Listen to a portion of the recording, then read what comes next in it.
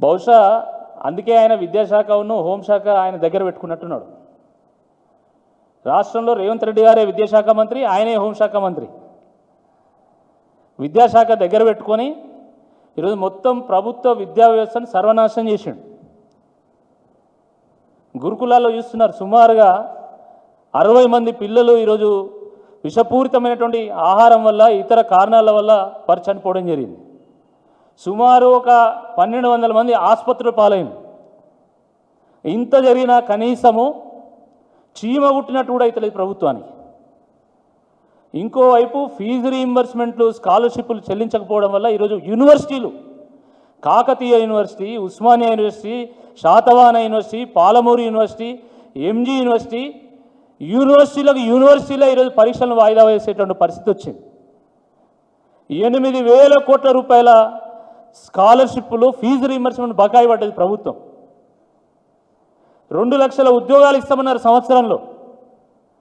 ఇప్పటి వరకు కనీసం 10-12 వేల ఉద్యోగాలు కూడా వేయలే.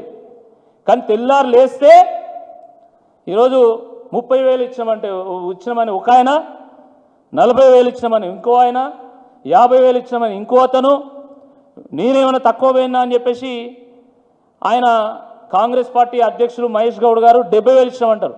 నిన్న పొన్నం ప్రభాకర్ గారు ఏకంగా 1,00,000 ఉద్యోగాలు ఇచ్చినామంటారు. వేలంపాట అయిపోయింది.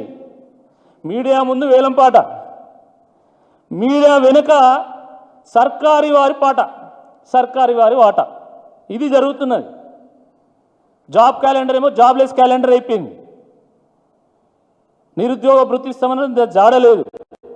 స్కూటీలు అన్నారు, దాని జాడలేదు.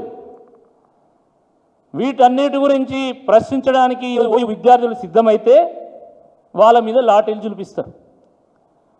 గత 4 రోజుల నుండి ఓయూలో మొత్తం అరెస్టుల పర్వం కొనసాగుతూ ఉంది. ఈ బ్యారికేడ్లతోని, మీ ఇనుప కంచెలతోని, పోలీసుల లాఠీలతోని, తూటాలతోని ఉద్యమాన్ని ఆపలేరు అనేటువంటి వాస్తవాన్ని గ్రహించాలా. పోలీసుల బలగాన్ని ప్రయోగించి మీరు విద్యార్థుల మీద మీరు అణిచివేత కనుక మీరు ప్రారంభిస్తే తప్పకుండా తిరుగుబాటు వస్తుందని చెప్పి ఈ సందర్భంగా గుర్తు చేస్తున్నాం. ఈ పోలీసుల లాఠీలకు, తూటాలకు భయపడ్డోడు ఎవరు లేడు.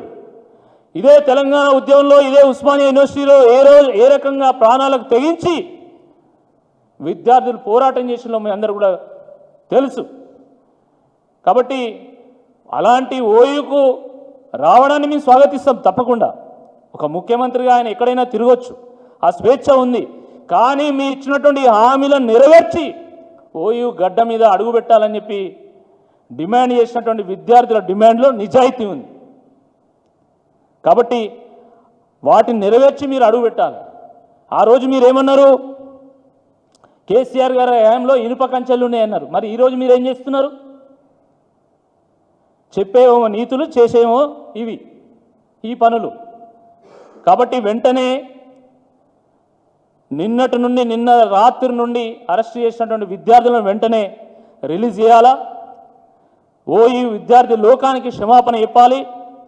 మీరిచ్చినటువంటి హామీలు ఎప్పటిలోగా నెరవేరుస్తారో చెప్పాల్సిందే. ఈ సందర్భంగా మేము బీఆర్ఎస్ పార్టీ పక్షాన డిమాండ్ చేస్తున్నాం.